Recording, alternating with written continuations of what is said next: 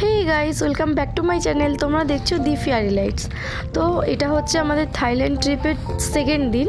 তো প্রথম দিন তো তোমরা দেখেই নিয়েছো আমরা কোথায় কোথায় গেছিলাম, আর যারা দেখোনি তারা দেখে নাও, আগে ভিডিওতেই রয়েছে। তো আজকেও যাচ্ছি একটা টেম্পল ট্যুরে। তো প্রথমেই দেখতে পাচ্ছ সকালবেলা বেরিয়েছিলাম, কিন্তু একদম বৃষ্টি শুরু হয়ে গেছে।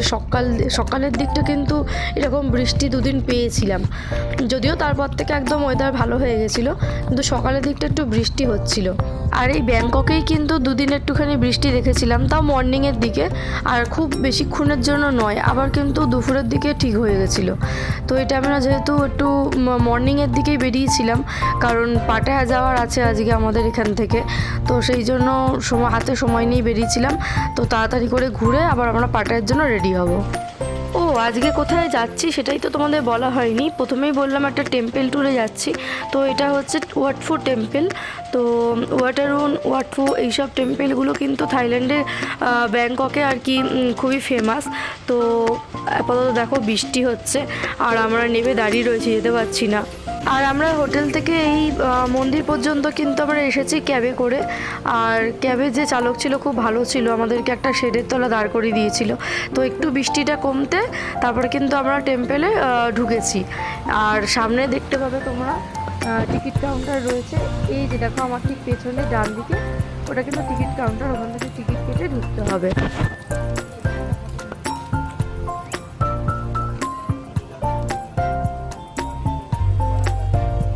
মারো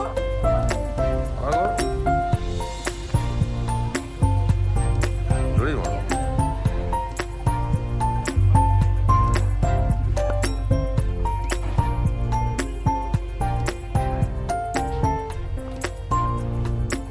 টিকিট কেটে ঢোকার পর বিভিন্ন জায়গায় ঘুরে ঘুরে দেখছিলাম। বিশাল বড় টেম্পল এটা, ভেতরে অনেকটা জায়গা মিউজিয়াম টাইপের রয়েছে। আর এখানে মেন যেটা দেখার বিষয় সেটা হচ্ছে স্লিপিং বুদ্ধা। বিশাল বড় স্লিপিং বুদ্ধাটা। আগে আমরা পুরো মন্দিরটা চারপাশটা ঘুরে ঘুরে দেখে নিচ্ছি, এরপরে আমরা স্লিপিং বুদ্ধা তোমাদেরকে দেখাবো। আর এই ওয়াট ফু টেম্পল, ওয়াটারুন এগুলো কিন্তু প্রচণ্ড ফেমাস এখানে, মানে থাইল্যান্ডে আসলে কেউ এগুলো মিস করে না। তো ওয়াট ফুটা তো কপালে জুটেছিল, কিন্তু ওয়াটারুনটা আর হয়নি সময়ের অভাবে, কারণ আমাদের একটু পরে আবার পাটায়ার জন্য বেরোতে হবে। তো সেই কারণে আর ওয়াটারুনটা হয়নি। আর থাইল্যান্ডে প্রত্যেক কটা টেম্পল এত বড় আর এত সুন্দর, আর প্রত্যেক কটা জিনিস এত ভালো করে দেখতে ইচ্ছে করে। তো সময় মোটামুটি 2.5-3 ঘন্টা তো আরামসে চলে যাবে, 2 ঘন্টা তো যাবেই যাবে। আমরা আবার ফটো ভিডিও করছিলাম, একটা জায়গায় অনেকক্ষণ দাঁড়াচ্ছিলাম, তো সেই কারণে একটুখানি টাইম বেশি লেগেছে।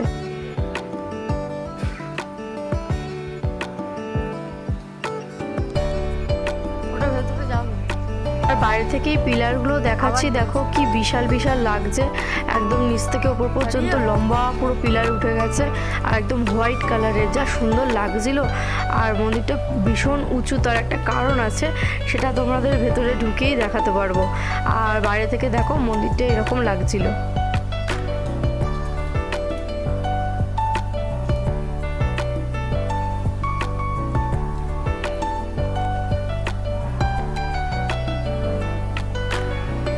আর এই টেম্পলের ভিতরে কিন্তু বিভিন্ন পার্ট ছিল। একটা সাইডে দেখছিলাম বাচ্চাদের পড়াশোনা করানো হচ্ছিল, আই থিঙ্ক এই সাইডটাতে, আই থিঙ্ক এটা ওই বৌদ্ধ ধর্মের শিক্ষা দেওয়ার জন্য আর কি বাচ্চাদেরকে শেখানো হয়। তো সেরকম একটা কিছু ছিল। আর বিশাল বড় এরিয়াটা দেখো, মানে মন্দিরটা, মানে তোমার 2 ঘন্টা তো তুমি ভালো করে ঘুরতে গেলে লাগবেই।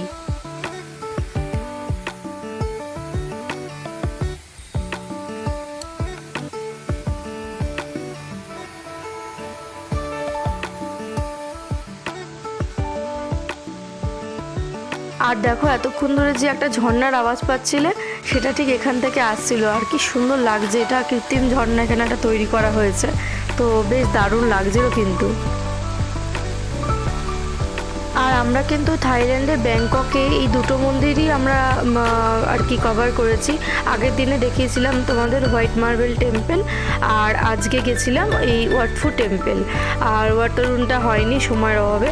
তো তো আর এখানে প্রত্যেকটা টেম্পেলের কিন্তু টিকিট প্রাইসটা কিন্তু প্রচণ্ড হাই, গায়ে লাগার মতন।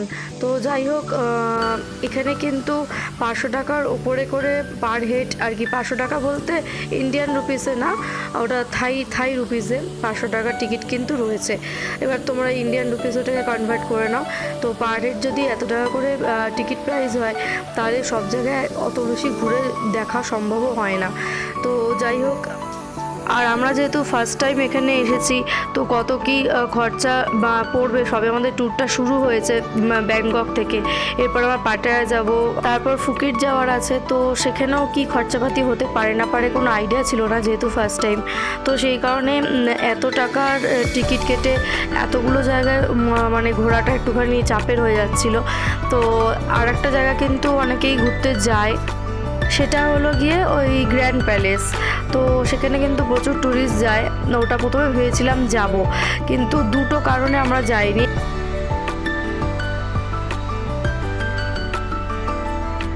আর এখানে দেখো সেই বৌদ্ধিস্ট যে একটা নিয়ম মেনে যেরকম মন্দিরগুলো তৈরি করা হয় প্রত্যেকটা জায়গায়, সেরকমই কিন্তু এখানে রয়েছে। আর এখানে কতগুলো স্তূপ এরকমভাবে ডিজাইন করা, খুব সুন্দরভাবে সাজানো রয়েছে দেখো। বলে রাখি, গ্র্যান্ড প্যালেস না যাওয়ার পেছনে 2-3টে কারণ ছিল। প্রথম কথা হচ্ছে যে এরকম আবহাওয়া, এই মাঝে মাঝে এই ঝিরঝির করে বৃষ্টি নেমে যাচ্ছে, আর এরকম মেঘাচ্ছন্ন আকাশ, ভালো ফটো ভিডিও আসে না, ভালোই লাগছিল না মানে এরকম বৃষ্টি দেখে আমার। সেকেন্ড কারণ টিকিট প্রাইস, আর তারপর হলো আমাদের পাটায়া যাওয়া। এখানে এই স্ট্রাকচারগুলো দেখছো, মানে এগুলো কিন্তু থাইল্যান্ডের একটা ঐতিহ্য।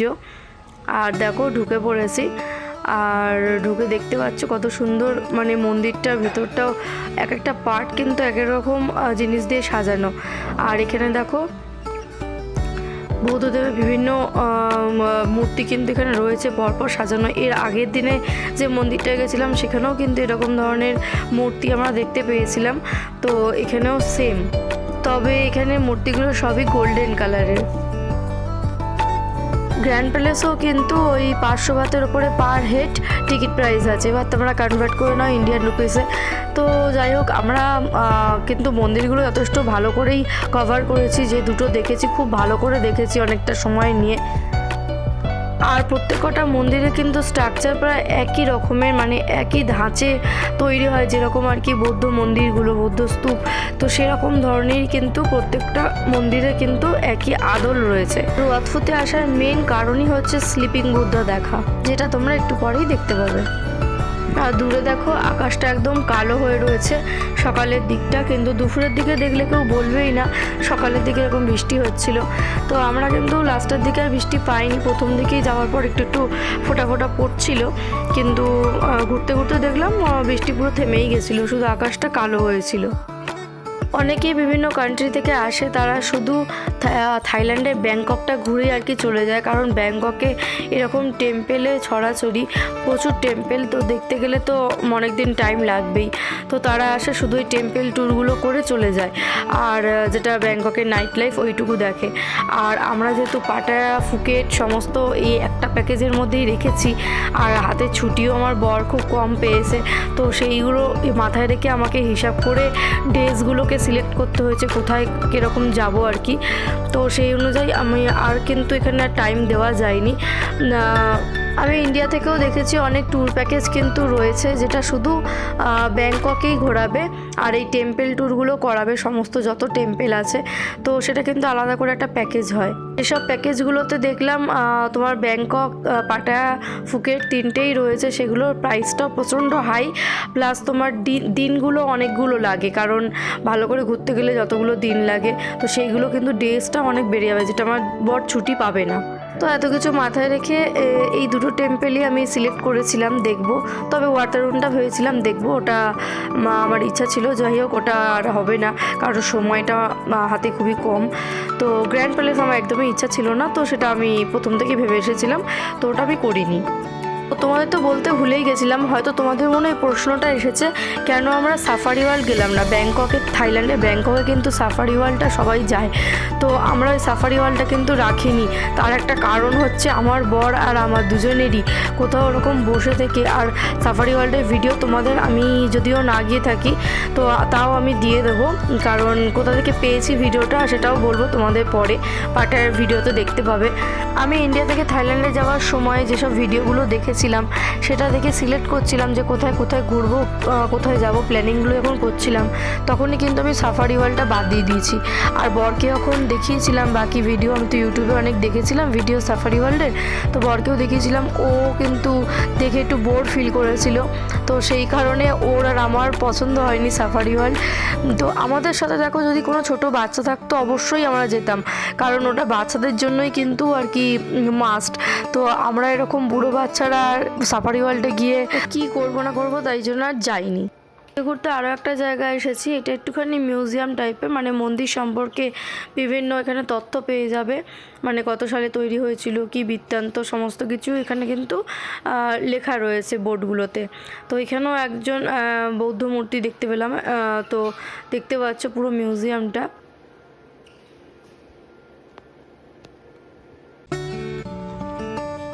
আর এখানে দেখো কি সুন্দর পদ্ম ফুটে রয়েছে। আচ্ছা, তো এবার আমরা মেন মন্দিরে প্রবেশ করলাম, দেখতে পাচ্ছ এবার আমরা যাচ্ছি। আর এখানে ঢোকার আগে কিন্তু একটা ব্যাগ সবাইকে দেওয়া হবে, তার মধ্যে জুতো খুলে নিজের হাতে করে ব্যাগটা ঝুলিয়ে নিয়ে তোমরা ঘুরতে পারো। তো আমরাও তাই করেছি, ব্যাগের মধ্যে জুতোটা নিয়ে নিয়েছি। তো এবারে দেখো স্লিপিং বুদ্ধা যেটা বলছিলাম তোমাদেরকে, খুব প্রচণ্ড ফেমাস মানে থাইল্যান্ডে।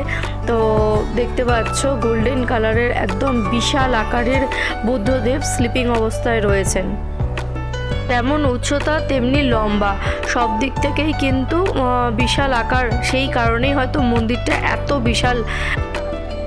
সাফারি ওয়ার্ল্ডের ভিডিওটা কিন্তু তোমাদের আমি আলাদা করে দিয়ে দেবো, তো কি আছে না আছে তোমরা বুঝতেই পারবে। এছাড়া তো তোমরা বিভিন্ন ইউটিউবারদের ভিডিও তো দেখে নিয়েছে সাফারি ওয়ার্ল্ড, যারা দেখোনি তাদের জন্য আমি দিয়ে দেবো। একটু আমাদের ভালো লাগার না লাগার কারণ হচ্ছে একটু ওটা সার্কাস টাইপের, মানে যেরকম আমরা দেখে এসেছি বিভিন্ন পশু পাখিদের দিয়ে আর কি কিছু কিছু কাজ করানো হয়, মানে বল নিয়ে আসা, দৌড়ে দৌড়ে যাওয়া, এইসব বিভিন্ন ধরনের আর কি অ্যাক্টিভিটি করানো হয় পশু পাখিদের নিয়ে। প্লাস কিছু কিছু শো আছে যেটা আর কি অনেকটা থিয়েটারের মতন লাগবে আর কি, লাইভ থিয়েটারের মতন, তো সেইগুলো আমাদের অতটা ইচ্ছা ছিল না দেখা। এখান থেকে দেখতে পাচ্ছ কতটা দৈর্ঘ্যে লম্বা আর বিশাল বড়, আর উঁচুতেও সেরকমই। আর সাফারি ওয়ার্ল্ডে যেতে হলে আমাদের আরও একদিন ব্যাংককে থাকতে হতো, তো যদিও সেটা প্ল্যানের মধ্যে রাখাই যেত আর একদিন বাড়িয়ে দেওয়া যেত, কিন্তু আমার আর আমার বরের কিন্তু খুব একটা ভালো লাগেনি সাফারি ওয়ার্ল্ডটা, তো ওর নাকি একটু বোরিংই লাগছিল, তো সেই কারণে আমরা একটা লিস্ট থেকে বাদ দিয়েছি। তবে যারা বাচ্চা নিয়ে যাবে তাদের কিন্তু অবশ্যই সাফারি ওয়ার্ল্ডে যাওয়া উচিত, কারণ বাচ্চাদের কিন্তু দারুণ মজা হবে।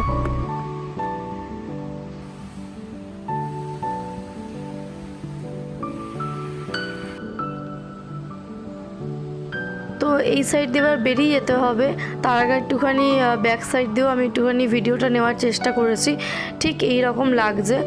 আর দেখো মন্দিরের গায়ে গায়ে কিন্তু বিভিন্ন চিত্র আঁকা রয়েছে, বিভিন্ন ধর্মীয় গাথা এখানে আছে আর কি, তো সেইগুলো সমস্ত এই মন্দিরের দেওয়ালে আমার দারুণ লাগছিল। কিন্তু আমার এমনিতেই এরকম ধরনের পটচিত্র আঁকা, এই ধরনের পেন্টিং যেগুলো আর কি হেরিটেজ, সেগুলো আমার প্রচণ্ড ভালো লাগে। তো এখানে দেখো সমস্ত জিনিসটা।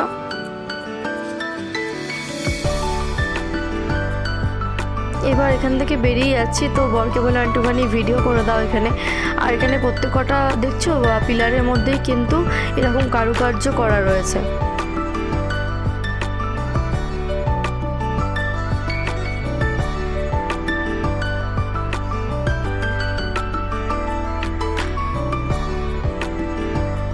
ওয়াটাররুমটা হয়নি ঠিকই, কিন্তু এই ওয়াটফুতে ঘুরে কিন্তু আমার মনের অনেক ইচ্ছা পূরণ হয়ে গেছে, তো এটাতেই আমি কিন্তু খুশি।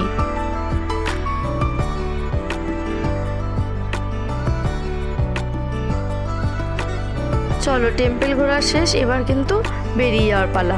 এখান থেকে ডাইরেক্ট ক্যাব ধরে আবার আমরা হোটেলে ফিরে এসেছিলাম। তো যাই হোক, আজকের এই ভিডিওটা কিন্তু এই পর্যন্তই রাখছি। এরপর কিন্তু আমরা পাটায়া যাব, তো সেই ভিডিওটা আমি সেপারেট করে রাখছি, সেটা আলাদা করে তোমরা দেখতে পাবে। তো ফেরার সময় একটা আইসক্রিমও নিয়েছিলাম, থাইল্যান্ডে আইসক্রিম, ভাবলাম তোমাদের একটু দেখিয়েই দিই। তো যাই হোক, দেখা হচ্ছে তাহলে নেক্সট ব্লগে। আজকের মতন টাটা।